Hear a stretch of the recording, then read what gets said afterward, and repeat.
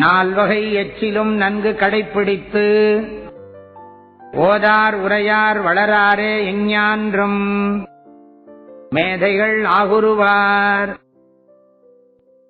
மேதைன்னா புத்திசாலியா இருக்கணும்னு விரும்புறவன் என்ன பண்ணணும்னா, எஞ்ஞான்றும் மேதைகள் ஆகுருவார், எப்பொழுதும் புத்தியோட இருக்கணும்னு நினைக்கிறவன் மேல சொல்லப்பட்ட நால்வகை எச்சிலும் நன்கு கடைப்பிடித்து, மலம் முதலிய எச்சில் நான்கும் மிகவும் உண்டான போது ஒன்றையும் படிக்கவும் செய்யார் ஓதார்.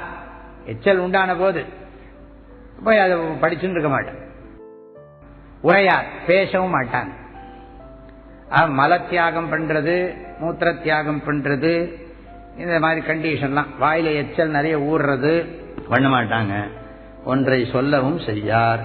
அது மாத்திரமில்லை, வளராரேன்னா தூங்க மாட்டாங்க.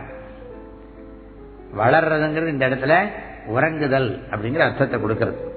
எச்சலோட உறங்கவும் மாட்டான்.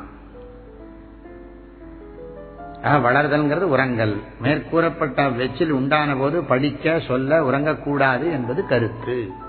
அதெல்லாம் தியாகம் பண்றதை ஒழுங்கா ஸ்நானம் பண்ணிடணும் அப்படிங்கறதெல்லாம் கணக்கு.